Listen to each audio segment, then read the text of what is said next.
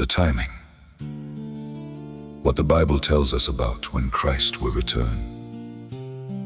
John C. Barty, M.Div. Dedication.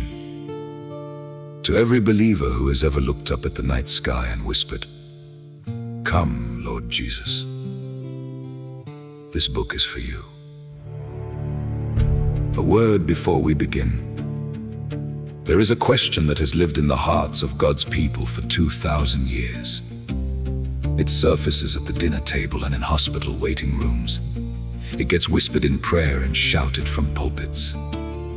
It is the oldest question a believer can ask, and it never gets old. When is he coming back? Most of us have been taught, rightly, that no one knows the exact date of Christ's return. Jesus himself said so.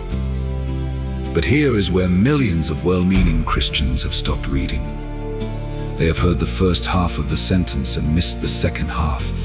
They have learned what we cannot know, but never explored just how much we can know. This book is about what we can know. It is not a sensational date setter.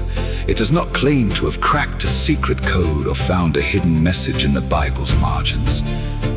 What it does claim is this: when you lay the ancient Hebrew calendar alongside the words of Jesus, the letters of Paul, and the thundering prophecies of Daniel and Hosea, something remarkable comes into focus. God appears to have told us the month. He seems to have shown us the day. He has even pointed to the hour. What he has chosen to withhold, and for good reason, is the year. Think of it this way. Imagine you received an invitation that read, "Join us on a Saturday in October at sundown when the new moon appears in the next few years." You would know a great deal about that gathering. What you would not know is which year. That is precisely the kind of invitation the Bible seems to have left for us. I have spent years studying prophecy, the ancient Jewish feasts, and the remarkable way Christ's first coming unfolded on a precise divine schedule. What I found changed the way I read my Bible and the way I live my days. My prayer is that it does the same for you. Introduction. On the night of April 14, 1912, the ocean liner Titanic struck an iceberg in the North Atlantic. Hundreds of passengers were asleep in their cabins. The band played in the ballroom. The lights sparkled by 2:20 in the morning. The ship was gone. What haunts historians most is not that the disaster happened. It is that so many people saw the warning signs and chose not to take them seriously. 14 iceberg warnings had been received that day. The lookouts had no binoculars. The lifeboats could hold barely half the passengers on board. No one was paying attention to the warnings. We live in a generation that has been handed more prophetic warnings than perhaps any generation before us. Ancient predictions about global government, surveillance technology, the rebirth of Israel, and the alignment of world powers are not vague possibilities. They are today's headlines, and yet, like the passengers of the Titanic, most people are not watching the prophetic clock.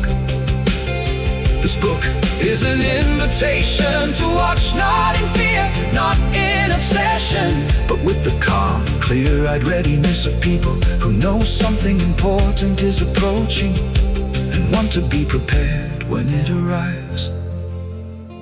Here is what we will cover together first.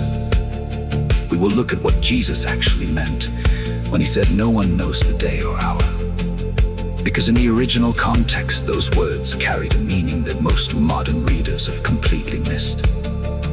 Then we will examine the remarkable pattern of the ancient Jewish festivals and how Christ's first coming fulfilled them with breathtaking precision, suggesting that his second coming will follow the same schedule.